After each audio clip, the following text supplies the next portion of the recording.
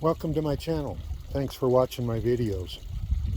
Got my tanks all cleaned out, getting ready to go again today. I'm going to talk about my gold claimer. This is my review of this gold claimer. Now to start with, this isn't how they sell gold claimers. This gold claimer was custom built for me.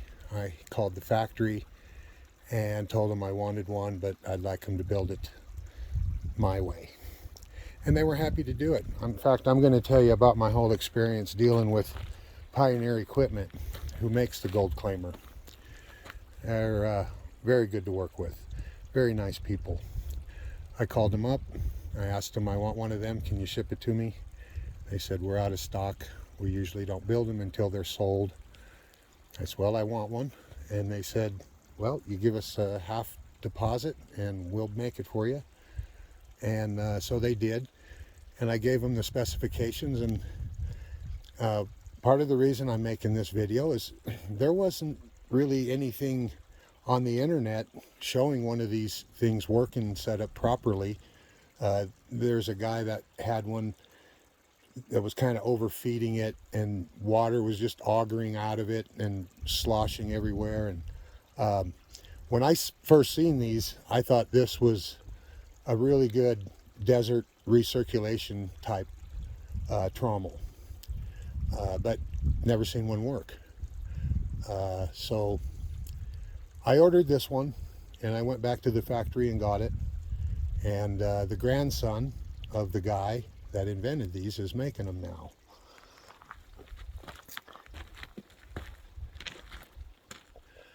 Picked it up and hauled it back here to Nevada. They build these in Minnesota, in Tracy, Minnesota.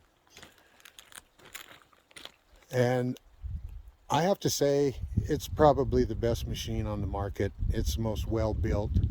The time it takes to build these things to quality and craftsmanship is as good as anything, or better than anybody on the market. He told me it takes him about a day and a half to assemble and weld these once all the parts are cut and everything is jigged up and built. And of course they had to do a special extension on this auger. I had it extended 2 feet. Now I call this the desert edition. If you have a lot of water available, you can use them just the way they make them. But I don't. I have to truck my water, so it's really precious, and I want to save every drop. Now, I went back to the factory and got it and brought it back to Nevada and immediately tore it all apart and had to make it mine. They put a chute on it usually, and it just carried off too much water.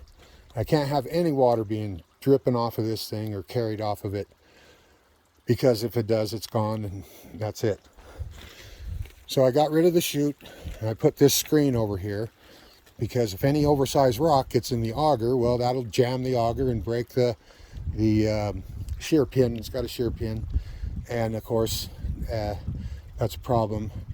Being down is a problem. When you have this is a small production machine. It sounds like it's going to start raining. So you want to keep it running a lot. And I can put 4 yards an hour through this. They say 8, but I don't. You'd really have to have special material to get 8 yards an hour through this thing. I took it apart. I put bed liner, red rhino liner, like inside the tank and inside the bottom of the sand screw. Of course, I repainted the whole thing with the automotive finish. I built a feeder up here that I'd be able to feed this with my backhoe, right? I'm taking that off right now. I put a screen in here to catch all this crap. It just plugs up everything, this vegetation. And I'm on a surface deposit. And anytime you're on a surface deposit, you're going to deal with a lot of this tree roots and vegetation. So it just plugs up everything. And I had to take the spray bar out and just open up the plumbing. So what I do is I just recirculate the vegetation. You can't fight it. Just make clearances so that it can just keep blowing through the machine. So I'm going to turn it on here and we'll watch it work. One of the other changes I made to it. Now right in here, there's a little pillow block bearing, and that's needed. But he also put one on the other end of this auger, down there into the water. And you don't want to have anything. Well, first off, how am I going to grease it? It's underwater right now. If you want to, I like to grease things every day. Otherwise they destroy themselves. So I took that off. I welded a trailer hitch to the end of it. Then I put that inside a plastic 2-inch cap. I put that 2-inch cap inside of a metal 2.5-inch cap. Then I welded that in there. So now that ball can just sit there and keep that auger aligned, and it's not going to wear on anything, and I never have to grease it, and it's not going to be a problem. One of the other things I did is all this shielding. The wind blows so bad out here. After running for a half hour, the ground would just be soaked. The ground would just be soaked in every direction. With the wind would just blow the water out of this machine. So I just put shielding on it, and that just contains water and it works fine. Well, let's turn it on.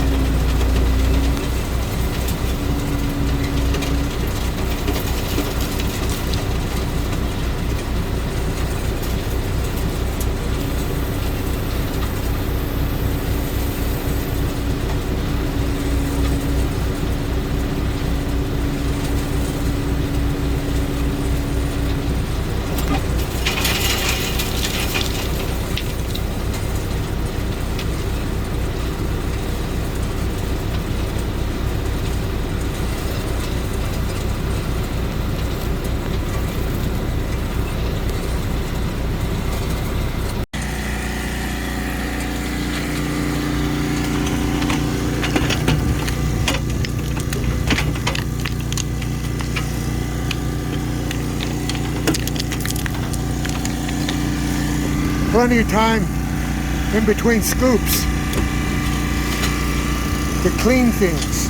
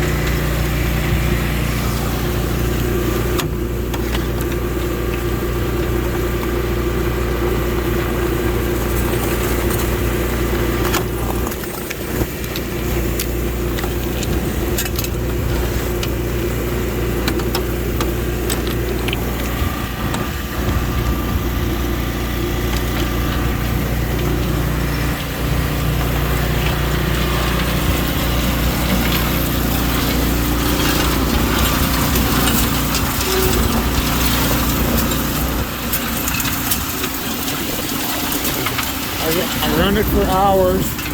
No, not a problem.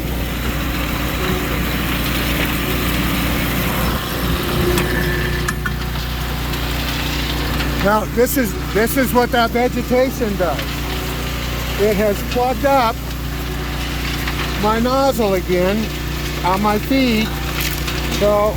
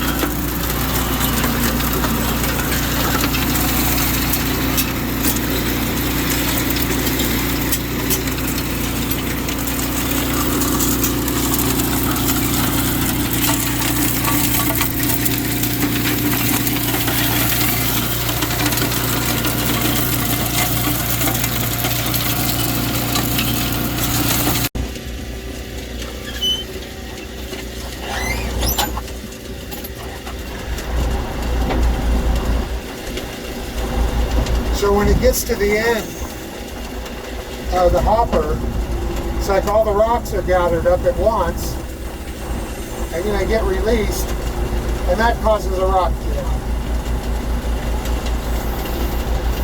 So don't let the hopper run out.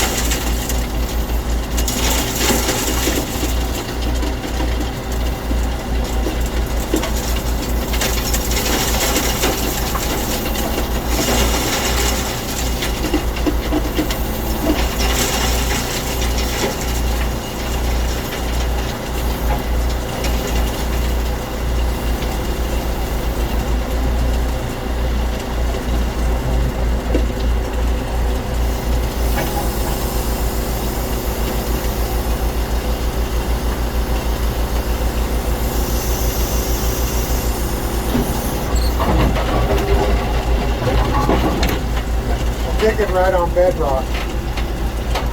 Only like 4 feet down right here.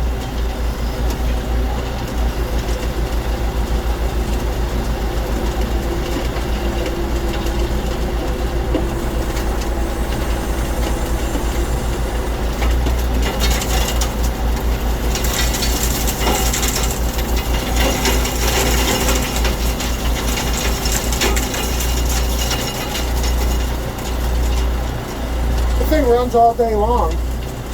The only problem is with these oddball rocks, weird shaped rocks, cause rock jams, and that's common to any operation that's processing sand and gravel on any level. You're going to have that. You just have to monitor things closely. I wish you could walk away and not look at it and come back later and all your gravel's washed and done, but it doesn't work that way.